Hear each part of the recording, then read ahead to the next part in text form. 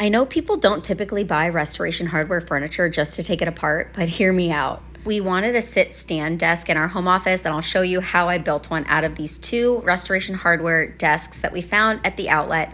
They were damaged, so we got them for a great price. And the damaged part was not an issue because I took them apart, I sanded them down, a ton of sanding. I started to sand the base of the desks as well, but that's when I lost my mind and switched to paint. I'm using the color Prairie Smoke from the Magnolia Paint Collection. I'm staining the desk tops. I want them to tie back to the floor. I'm starting with a pre-stained wood conditioner, always crucial to do, then followed by a whitewash to knock down those pink and yellow undertones. I added a layer of classic gray stain on top of that, followed up by Early American to add in some warmth. This is my go-to stain combo when trying to make pine look like our white oak flooring. I decided to add another layer of whitewash and immediately regretted that decision. Did I mention the amazing quality of these desktops? I tested out the strength of them with my head while cleaning up the mess. I'm smiling here, but I cried when it happened and ended up with a mild concussion and a huge mess to clean up. So much repainting to do. But seriously, how good does that desktop look off of the whitewashed white oak flooring?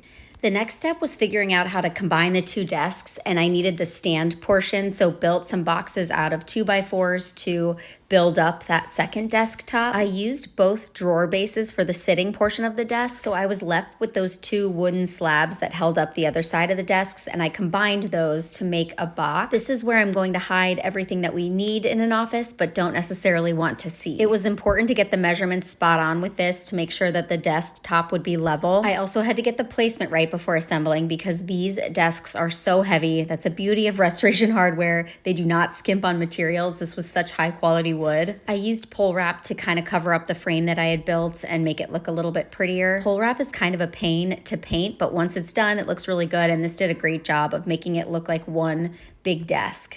I knew I wanted a charging station in here. I cannot even describe how nervous I was routering a groove into these tabletops that I had literally gotten a concussion over. But I'm so glad I got over my fear because the charging station is one of my favorite features in this room. I drilled holes for 3 cords. I even did my stain combo in the groove to make it blend. And then we made sure the groove was wide enough to fit an iPad and a phone standing up when charging. We added a drawer into the base for things like our printer, our router, and all those cords for the charging station. I added a platform to hold our file cabinet and then used pole wrap to cover up the edges. Now for price, each desk cost about $600 from the outlet, so in total the desk is a little over $1,200 when you factor in the materials used. I know that's not cheap, but finding a desk with this much storage, this much functionality, and this high quality of wood would be impossible.